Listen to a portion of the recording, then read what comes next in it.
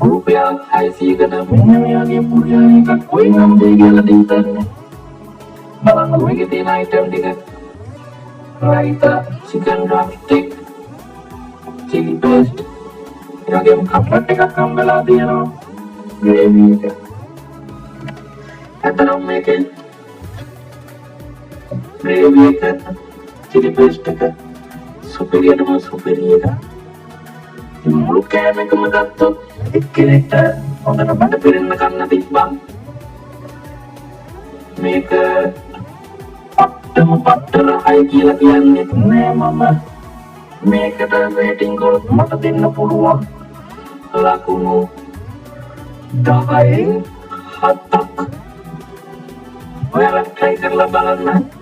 අම්රාපුර නුවර ඉස්සරහ food coat එකකදී